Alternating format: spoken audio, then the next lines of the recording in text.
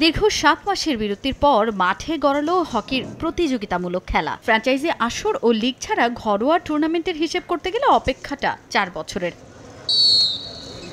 নতুন কমিটির অধীনে তড়িঘড়ি করে টুর্নামেন্ট মাঠে গড়ানোর পর এবার ভিন্ন পরিকল্পনা ফেডারেশনের। এবার নারীদের টুর্নামেন্ট আয়োজনের পরিকল্পনা তাদের। আগামী বছর জানুয়ারি-ফেব্রুয়ারিতে মাঠে গড়াবে ৮ দলের অংশগ্রহণে উইমেন্স টুর্নামেন্ট। এছাড়াও অনূর্ধ্ব ২১ হকি দলের জন্য নিজেদের স্ট্যান্ডার্ড অনুযায়ী এশিয়ান লেভেলের কোচ আনার পরিকল্পনা হকি ফেডারেশনের। নেক্সট স্টেপ হলো আমাদের আমরা উইমেন্স টুর্নামেন্ট করার প্ল্যান করছি অলরেডি। বিভিন্ন মোটামুটি আমাদের অলরেডি 9টা থেকে 8টা থেকে 9টা টিম কিন্তু সারা দিছে। খুব সম্ভব ফেব্রুয়ারি মাসের ফার্স্ট উইকে আমাদের টুর্নামেন্ট প্ল্যান করার ইচ্ছা, কিন্তু আমরা স্পন্সর খুঁজতেছি। আশা করি আমরা স্পন্সর পেয়ে যাব। আমাদের চেষ্টা হচ্ছে এমন যদি বাইরে থেকে আমরা কোচ আনি, এমন কোচ যিনি আসেন যিনি আমাদেরকে বুঝতে পারেন এবং উনি আমাদের সাথে যে কমিউনিকেশন যেটা বলে, কোচ অ্যান্ড প্লেয়ারের কমিউনিকেশন ইজ ভেরি ইম্পর্ট্যান্ট। ইন্টারপ্রেটারের মাধ্যমে এটা সবসময় সম্ভব না।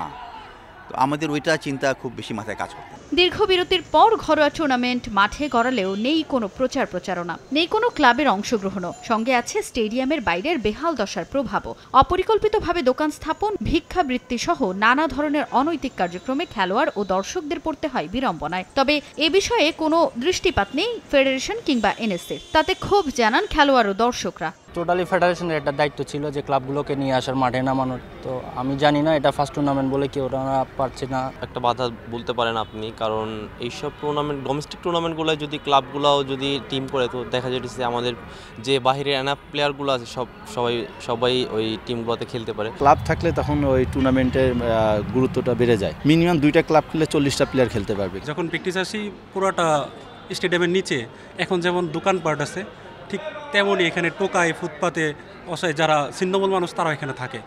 অনেক সময় দেখা যায় তাদের বডি মুভমেন্ট দেখেও বোঝা যায় প্লেয়াররা আমরাও মাঝে মাঝে ভয় পাই। নেশাগ্রস্ত লোকেরা থাকে বা এই হকাররা যে দোকানপাট নিয়ে বসছে, এই সবসময় স্টেডিয়ামটা মানে জ্যাম থাকে, যে ওইখানে যে খেলাধুলা হচ্ছে ওরকম কোনো পরিস্থিতি বাইরে থেকে বোঝা যায় না।